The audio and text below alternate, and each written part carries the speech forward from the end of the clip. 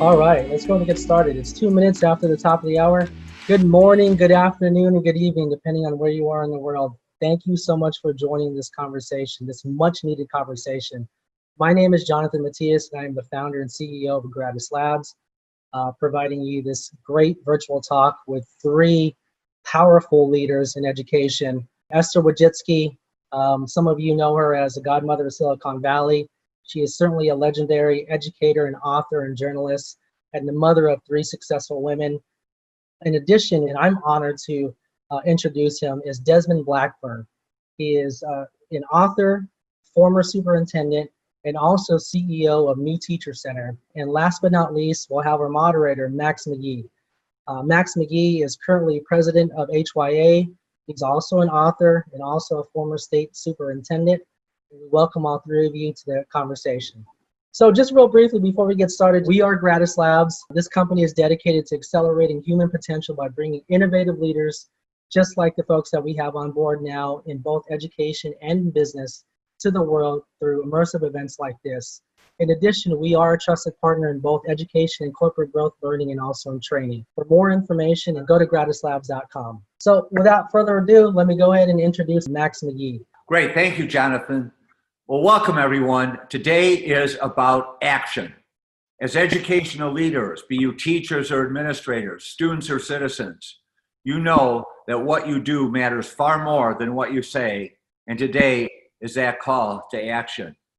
We are outraged by the murder of George Floyd, Breonna Taylor, Ahmaud Arbery, and a long list of other martyrs, but equally outraged by the fact that our historically underrepresented students and families are denied equitable opportunities and access, and not just because of zip codes. As leaders, we have to do something and persist in our efforts despite opposition, ignorance, or apathy. So thank you for joining us today. Soon we will introduce and interview two individuals that have made and are making powerful, positive differences. We will share some practical, proven resources for leaders to get started today in inspiring and invigorating teachers, students, parents, the community, and beyond. So why do we call this an equity lens? The equity lens makes those who are invisible visible. When I became superintendent of the Palo Alto Unified School District in California, one of the wealthiest districts in the country, however, we also had 600 students from East Palo Alto, one of the poorest districts in the country, who were there on a volunteer transfer program. I was shocked that the administrators, board members, many of the teachers had no idea of the size of the achievement gap, but even worse, had no idea of the disproportionality of students of color in special ed and in 8th grade algebra, or in BC calculus, where we had one black student take the BC Calc test. And these are so many capable students. Why are these students of color invisible? Why are they unable to breathe? Well, as my tech guy reminds me when I have a computer problem, he says, the first thing you do, Max, is look in the mirror. And I think as leaders, that's what we have to do. And this equity lens helps us look in the mirror, and we have a great resource, an implicit bias test for you and for your leadership team, because too often these implicit biases keep our students invisible and unintentionally steer decisions that send us off course. An equity lens changes the focus from number to narrative. Too often we focus just on numbers, average test scores, achievement gap scores, when we should first focus on the narrative. It's about numbers and narrative comes first. The students' stories, their lived experiences, their thoughts and feelings. When we focus on numbers, we're operating from a deficit perspective. But when we seek first to understand, in the words of Stephen Covey, when we get to know these students, when we sit with them, when we shadow them for a day and hear their stories, we understand them and we understand the narrative, and we see all the assets that they really bring to our schools each and every day. An equity lens enhances the clarity of purposes. Why are we in education? Why did we choose leadership? To fully develop talent and potential, a potential that exceeds expectations and really has no ceilings. As president of the Illinois Math and Science Academy, I was honored to work with students of color from all over. And believe me, we had our fights with the admissions committee, but when we based our decisions on students' assets, kids from East St. Louis, inner city Chicago, there was no ceiling on what they could do. And a big shout out right now to one of our newest MDs, Dr. Bernice Folcom. And if you don't follow her blog, you certainly should. And finally, it enables us to heal and transform that which needs to be healed and transformed. As state superintendent, working with my wife's kids in North Lawndale and East Aurora, I knew there were so many who were college bound, but never had opportunity or access even to take an ACT or SAT. So back in 2000, we put it in the Illinois state test. Since then, tens of thousands of students have had opportunities. So an equity lens will help us realize what needs to be healed and transformed. In the words of Axios, there's no market for half-assed diversity and inclusion efforts.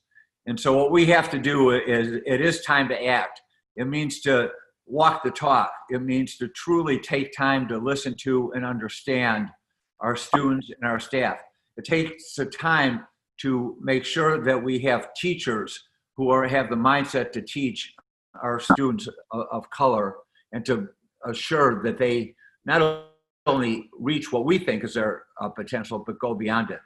And so as CEOs and education leaders, we often duck uncomfortable conversations or find that something else will come up.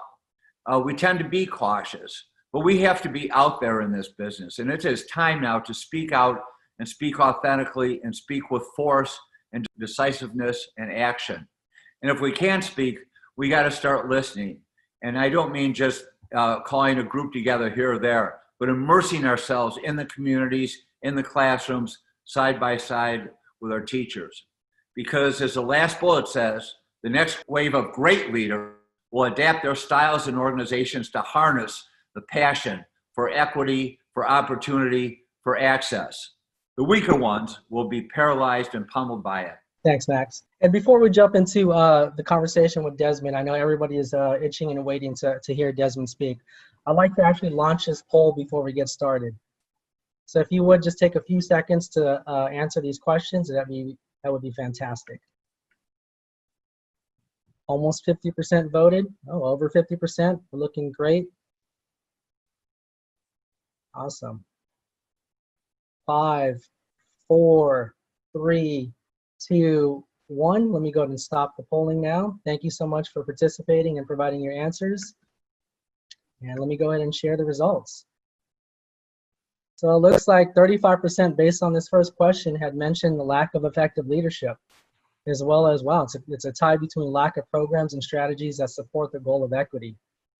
Great, thank you so much. And what you see on the screen is from a blog that Desmond wrote called From a Black Man to My Friend, which he penned shortly after Ahmaud Arbery was murdered. I first met Desmond at the New Teacher Center. He's a CEO of the New Teacher Center at their annual symposium last February, and was so moved by his keynote address. And we sat down for about half an hour together and talked. And I've learned so much about him as a great educational leader, a great father, a man of enormous compassion. He was a chief school officer in Broward County, and he left a few months after he left was when there was the Parkland shooting. And in Broward, Desmond hired over 100 principals, including the principal of Marjorie Spelman Douglas School. And Desmond served on that commission. He was the superintendent of Brevard County in Florida, 73,000 kids, and now the CEO of the New Teacher Center. And I'm honored to introduce Desmond. So take it away, Desmond. Thank you so much, Max, for that warm introduction. I appreciate your words sincerely. So what we thought we'd do today is really set this up in an interview format so that we can all learn from Desmond's expertise. So I have 3 interview questions now, maybe a few for later, but this is the time for the audience to start asking their own interview questions too, and we'll get to those. So Desmond, here's the first question for today. As a CEO of the New Teacher Center, what advice do you have for school and district leaders to support new teachers of color and assure they are retained? Both those are really important issues. Great question to get us started here. One, and you kind of mentioned it, and Jonathan highlighted it in the survey, and that is first and foremost a commitment from leadership that retention, hiring and retention of minority teachers is a priority around here, and resources, namely financial resources and time commitments, will be made to the effort. Secondly, it's very, very difficult for a homogeneous group of leaders to lead a diversity agenda and or a concerted effort to hire and retain a diverse workforce. So it starts at the levels of leadership and making sure that people of color especially see themselves in the leadership of the organization. It's important that leaders of color, that teachers of color, see themselves in promotional opportunities that are happening within the school and within the school district. Secondly, retention, teacher retention for all shades of instructional personnel is highly correlated to effectiveness and efficacy. So to the point that schools and school districts provide resources around mentoring, support, coaching, modeling, providing those resources to educators, especially in the early years, will be crucial to their effectiveness and to their efficacy. And both of those things will lead to their retention. And that is ensuring that teachers of color within schools and school systems have the opportunity to participate in affinity groups. Right? It's important. That's important because oftentimes, and I know this oh so well throughout my 25-year career, oftentimes teachers and educators of color across a school, across a system, are one of few, if not the only one, of their cohort to belong to the overall population. And so to the extent possible that affinity groups can be created in order to increase comfort and provide safe space where additional learnings can take place is really, really important. And then last but not least, and Max, you touched on this, school leaders and district leaders, especially today in 2020, you have to be prepared to not sit on the social sidelines of life. A lot is going on around us right now. And to not have a position and to not be bold about what that position is, I think is an absolute missed opportunity for any school or district leader. Yeah, absolutely. It's a missed opportunity. And frankly, it's a disservice to students in the community to sit on the sidelines. I really appreciate your comment about the promotional pathways. You know, there's been more and more written about teacher leadership and how important that is, and how critical it is to share leadership, but also keep people in the profession. And the idea of affinity groups is really a powerful one. And you know, I know that there are schools that work hard on that, and some are just hearing of the idea. So two really super ideas. Thank you. Earlier on, I had posted that verbiage from your blog, from a black man to my friend. And in that, I hope everybody reads it. It's on your LinkedIn, Facebook, Twitter, but it shares some of your personal experiences and concerns you have for your own sons. To quote you, forming a union around our commonalities. You know, that's easier said than done. So what can we do to do that? It's very easy for one to only consider the missteps, the feelings of oppression or hate that's targeted towards the group that you belong to, right? And that's very, very fair for the focus to be there. I've found throughout my life and my career, to the extent that I'm able to broaden my peer group and learn from all people, from all walks of life, and understand hate and oppression that happens around gender, that happens around gender identity, that happens around cultural background, that happens around religion, and all other areas. I found that exploring those pieces and being inclusive of all of those teachings really broadens the opportunity for learning and for sharing and for creating this common bond, right? Because hate is hate is hate. whether hate is being applied to you because of pigmentation, because of gender, because of religion. Hate is hate is hate. And there's only one way to combat hate, and that is through love and appreciation of all people. So that's one. Two, we are different people. Okay, we have different genders, identities, religions, skin tones, cultural backgrounds, language spoken in our homes. There are a litany of differences that we have among us, and we could absolutely spend all of our time addressing our differences and putting up walls, if you will, between us based on our differences. That said, there's so much that brings us together. There's so many commonalities that we have. I mean, we all believe, and I wrote about some of this in the blog, Max, that you mentioned. We all believe in the promises of our Constitution, right? We all believe that we want to live in communities where firm, fair policing is absolutely evident. And we all want to live in communities where schools actually work and work for all children, right? We believe in these pieces. And so I believe it's important, really, really important, especially now, given our current political landscape, that we form bonds and unions around our common interests, not allow leaders to exploit our differences, and elect people accordingly. At HYA, we do a lot of superintendent searches, and what we're finding, one of the prime criteria now that boards are looking for is a unifier.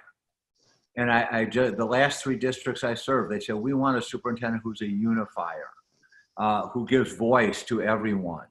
So you're certainly right on target there. And as today we're reading more and more about divisive tweets, it's disheartening.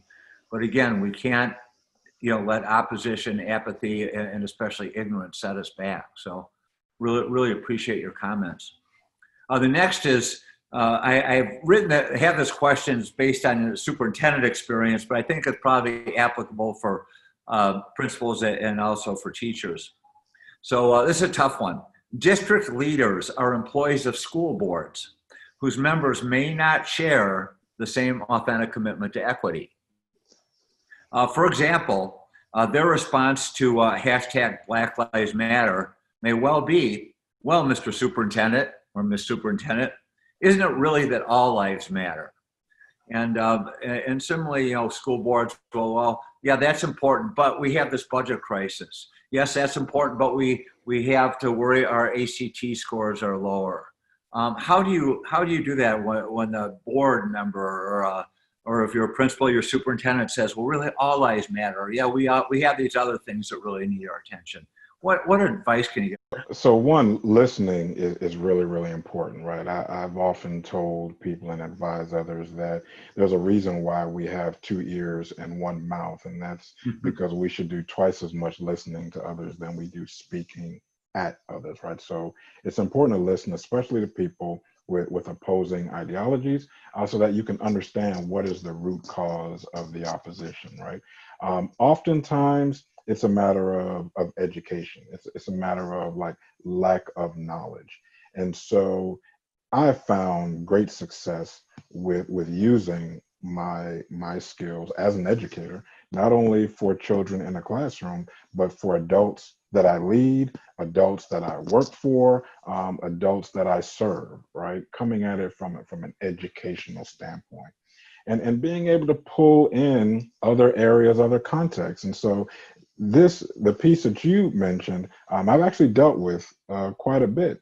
And I've said things to people who didn't really get it at first, like, well, every October, I commit to wearing pink each and every day of the month, and that's in honor of breast cancer awareness, right? Mm-hmm. And typically I'll participate in a breast cancer walk or some other fundraising event. At no time during the month of October where I'm beating the drum around women receiving their checkups and overall the population committing resources to breast cancer research. At no time do I say, what about colon cancer? What about prostate cancer? And oh, by the way, my father passed away 7 years ago because of colon cancer and prostate cancer. And so while that passion exists, for the month of October, like the focus is on breast cancer. I've also belonged to the board of the March of Dimes, right?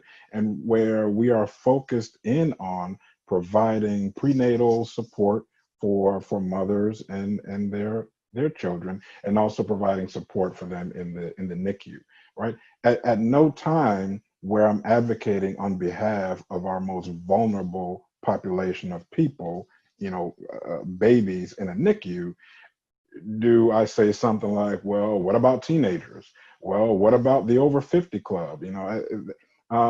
So you're laughing because really it doesn't make much sense, right?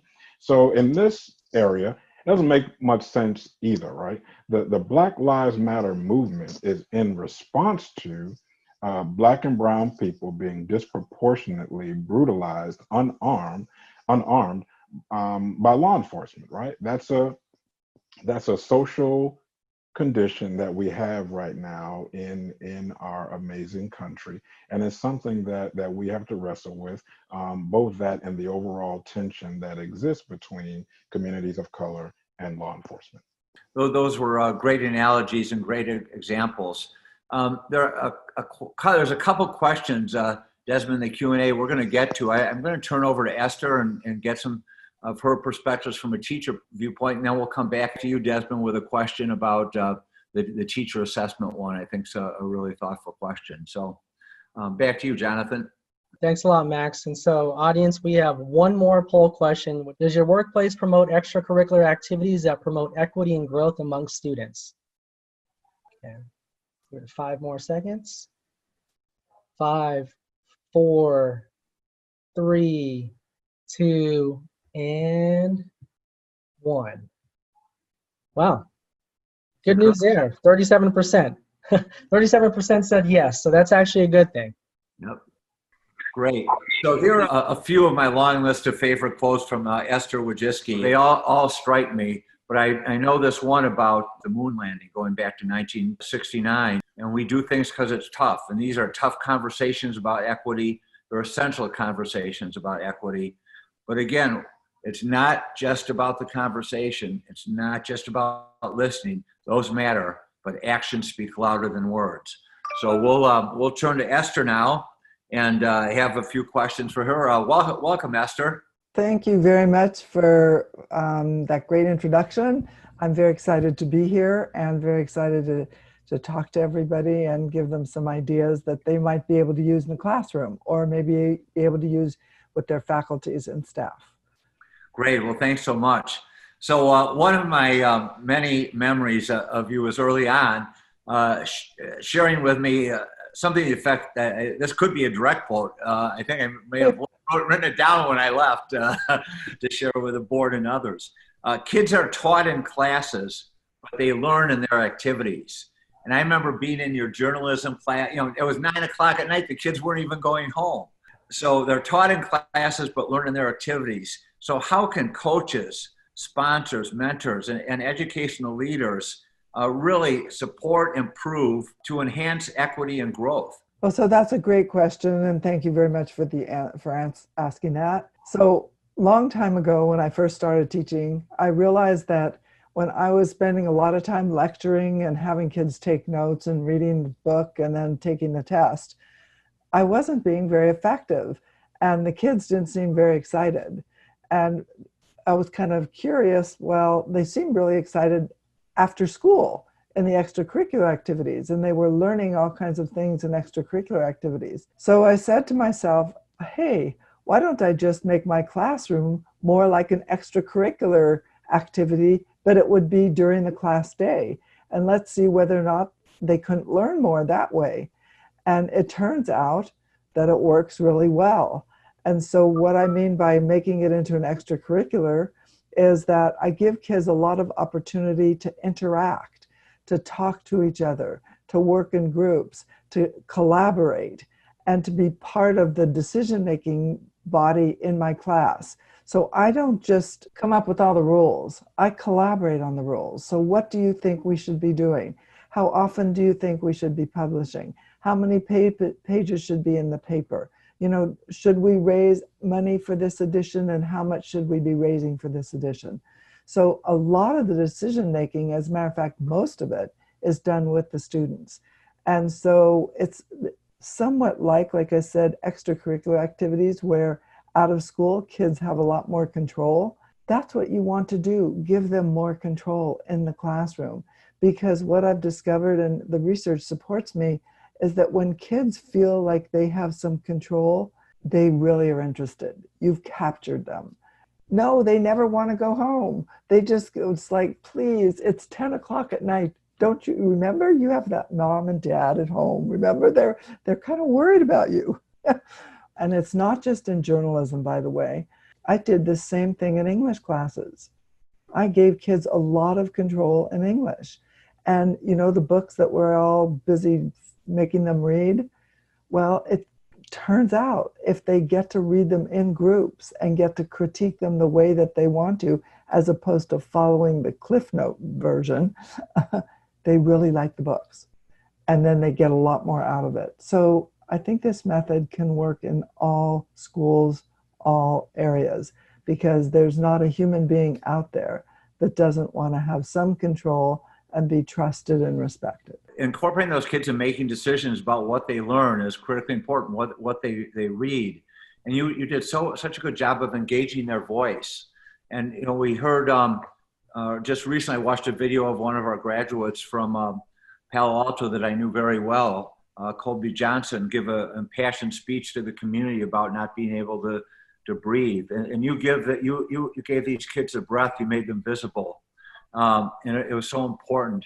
And it reminds me, I got my start working in a 24/7 residential program back in 1969 with 11 young men from Harlem, New York at the time. And, I had to help them with their schoolwork and tutor them and cook for them. But in the evenings, they had to read whatever for high school, Julius Caesar or something. And I remember Danny, whose nickname was Gas, said, hey, let's listen to the last poets. And I go, oh, I'm thinking the last poets like Chaucer or Byron. And little did I know what the last poets were well ahead of our time as a voice of African American music and really precursors of some of the music today. So it's pretty interesting, and still actually think often about those kids. And I know your students come back and see you and talk to you and engage with you because you get that voice. One of the most exciting things is that my students come back even when they're 30 and 40 years old, which is for me really exciting. And I have many of them that like to keep in touch. And I think of that as a blessing. I mean, that's one of the wonderful things about being a teacher, is if you can really, impact their lives in a positive way. I love it. So you've been teaching, I guess it's safe to say 40 years or so. That's right. 40 years. Can you believe? Oh my God. Give or take a few.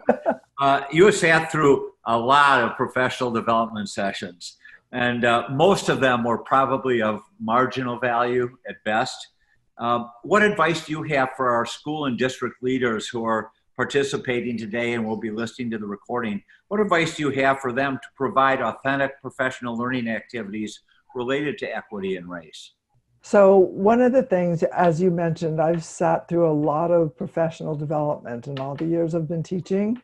And I would say probably the most ineffective have been the lectures that have been brought in by the district, where you sit and listen and then nothing much happens. It's just a lecture. I think the most effective have been the professional development where you actually interact and where you do something and where they listen to you about what some of the concerns you have and how you as a team with your colleagues can make a difference. So this acronym that I have in my book, it's TRIC, Trust, Respect, Independence, Collaboration, and Kindness. I think it works really well when administrators treat teachers and all the people in the school with this TRIC philosophy. Because when you trust and respect and listen to the teachers and work with them on issues that they personally are finding in the classroom, it's much more effective. So I have had some of those really effective ones. And actually, I noticed today, I just got an email that Google has started a new professional development program for free, and it's called coaching. And what it is you can take the program for free, and it teaches how to be more effective as a coach in the classroom as opposed to a lecturer, as opposed to the sage on the stage model. And the research shows that the teachers that have taken this program in the past are much happier as teachers, the students are much happier, and the teaching is more effective. So that's one thing that I would like to recommend. And I think you just go online and look at Google and coaching, and you should be able to find it. But that would be professional development that I think might be more effective.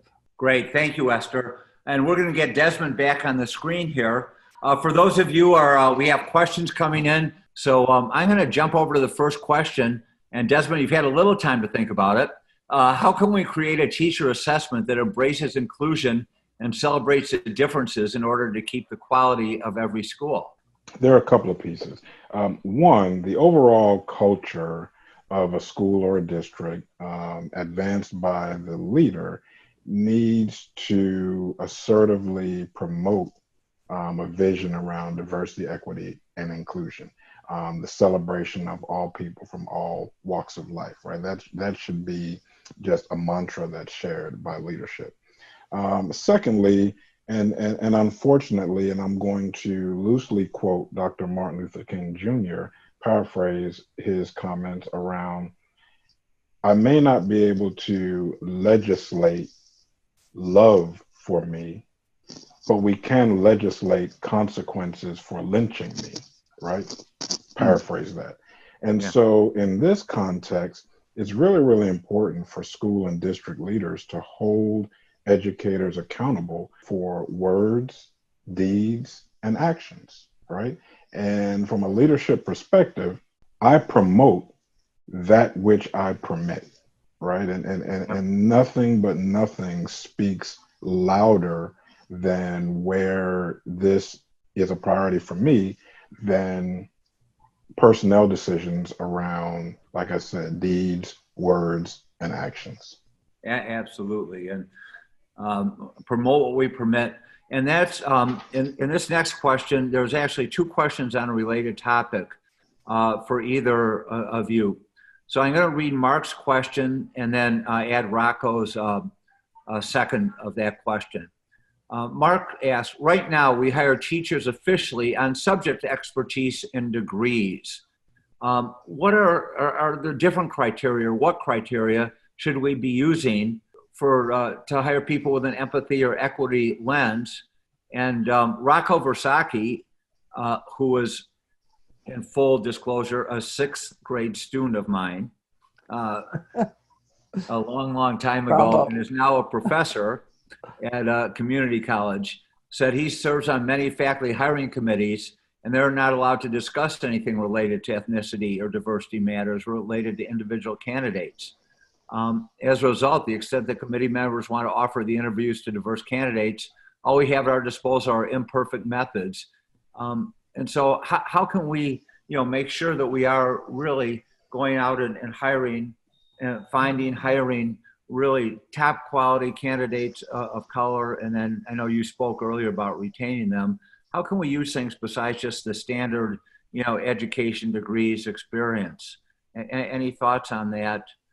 Well, happy to start with the teacher perspective, Esther. Okay, so from my perspective, I would, if possible, go to visit that teacher candidate in a classroom.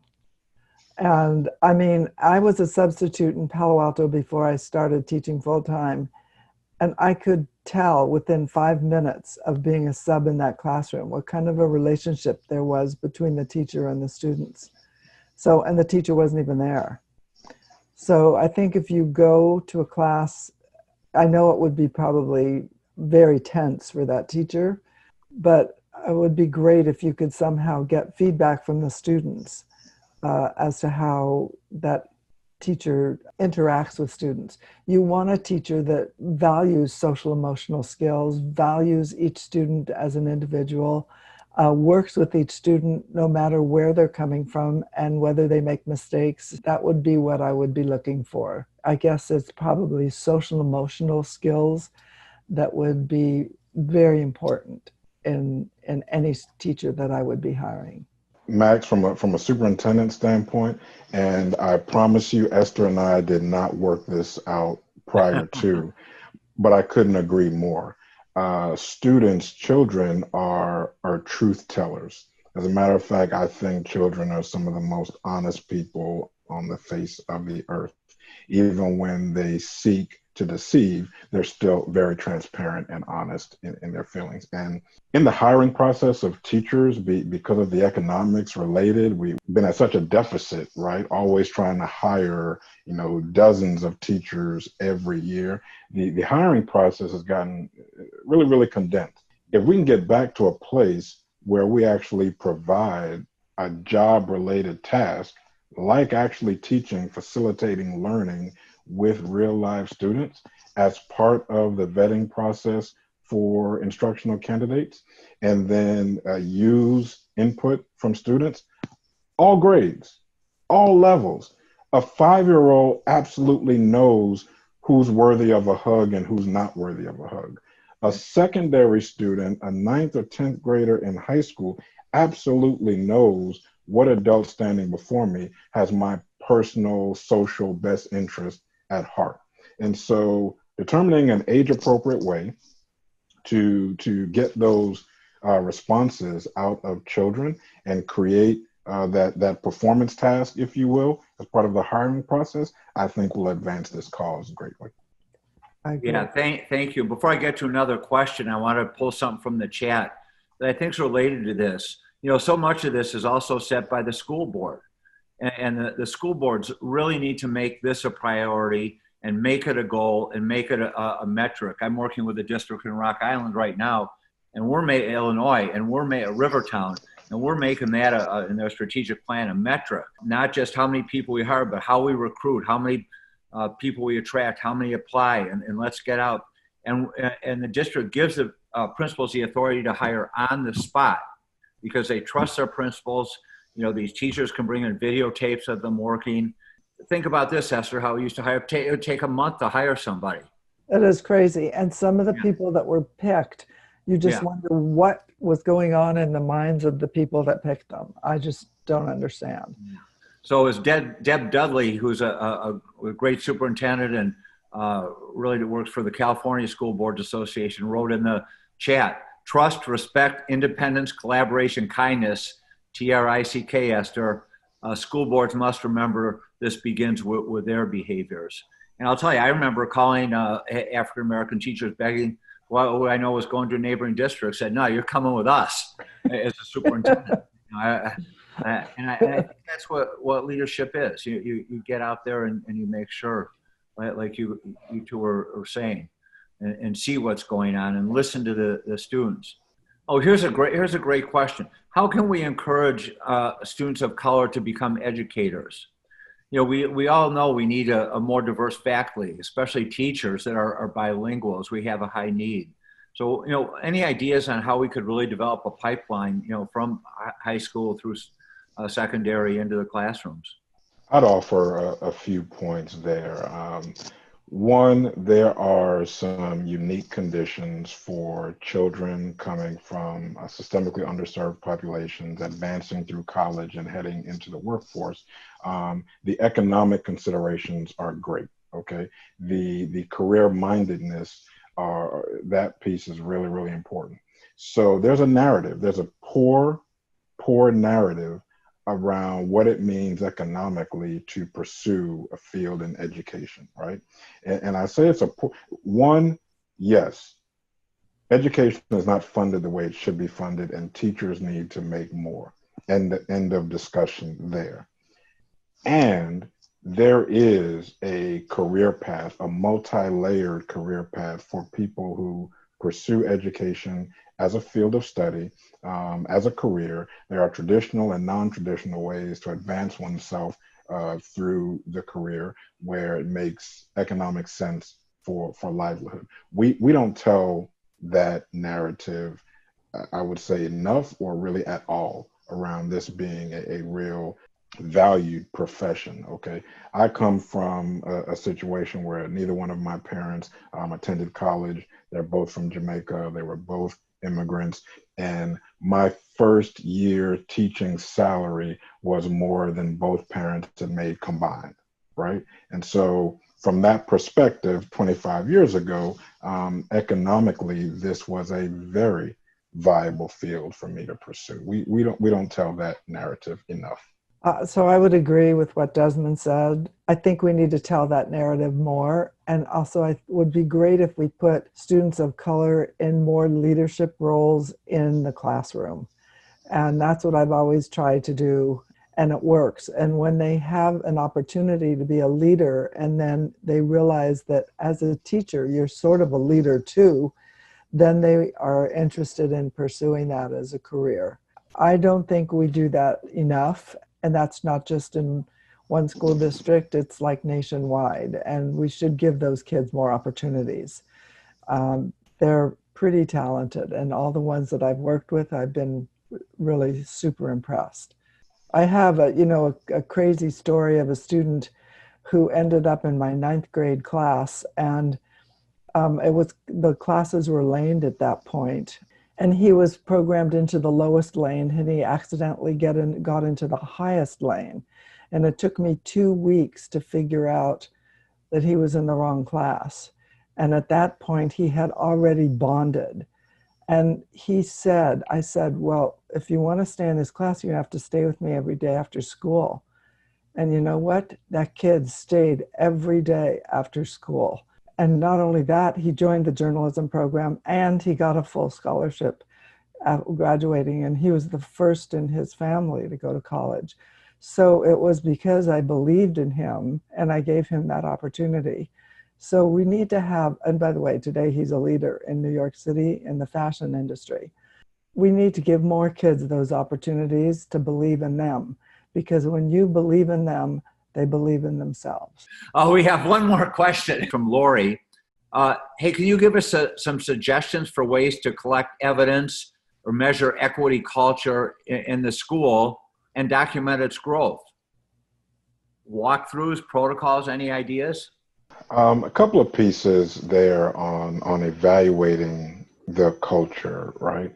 And I'm going to take us outside of the classroom to extracurricular activities. If there is equity and evidence of cultural diversity on athletic teams, performing arts programs, Esther mentioned the journalism club, like all facets of the extracurricular program at a school, if there is great evidence of diversity of participation, I think that's one indicator of success. And I often find that in schools, we don't leverage our extracurricular activities enough as an agent of change, or we don't empower and expect those athletic coaches and club sponsors enough to be agents of change within our culture. And they have those people have a multidimensional view on the student population, because they see them in class and they see them in a field, on a field or on a stage. And it's remarkable how different they are in those two environments, and where the opportunities create themselves for adults to penetrate hearts, minds, and souls. Yeah. So I just want to second what Desmond said. I mean, he's absolutely right. And we need to have more opportunities for kids, all kids, but especially kids of color, to participate in those after school activities. And I just remember that, I was constantly trying to get kids into the journalism program after school. And they would say, we can't go home late, because if we go home late, we get harassed on the streets walking home.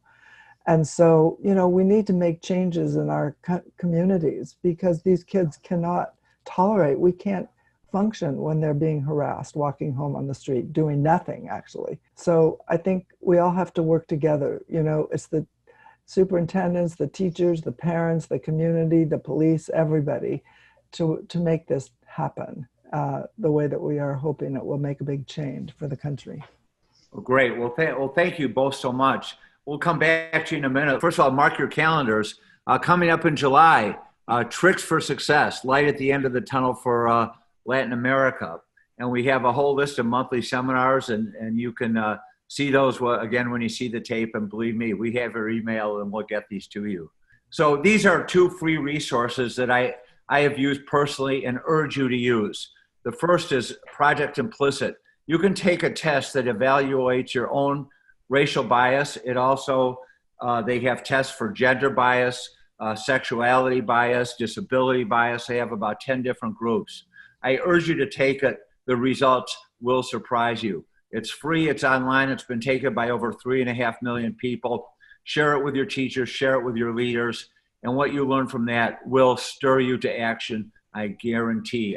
The second is a free resource through Stanford University. In Palo Alto, I required every single administrator to shadow a student for a day. Several of them chose students of color. And what we learned from this free protocol, which I have since used in 5 or 6 other districts on a consultant basis, are that when you are with a kid all day long, including riding the bus, going to PE, eating at the lunch table, you build empathy and an understanding that you will never get from sitting in a focus group or looking at a sheet of data. So I urge you to do this protocol. You do it, have your leaders do it, have some of your teachers do it. It will change how you look at equity in your school and will spur you to action. In Palo Alto and other districts I work with, I'm recommending this book, Case Studies in Diversity and Social Justice Education. It's about 35 case studies. We did this with our administrative team once a month.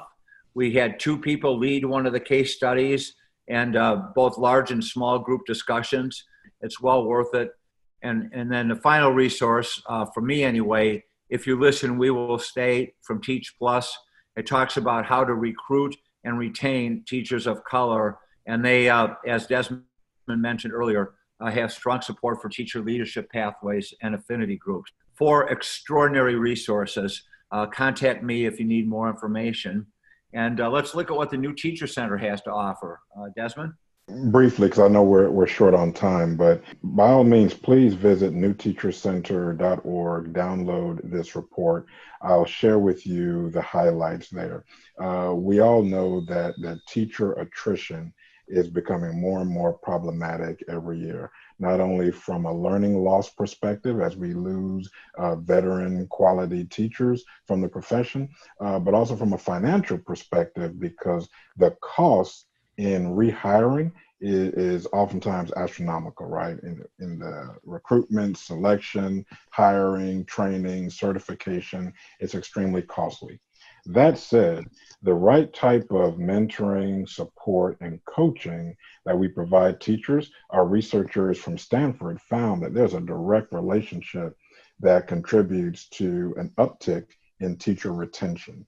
And so if you increase teacher retention by 10 to 20%, there's a direct relationship to student learning and a direct relationship to cost reductions, to saving dollars. In some mid-sized school districts in this study, upwards of $1 million annually can be saved when you increase teacher retention, not to mention the great benefits that students receive as well.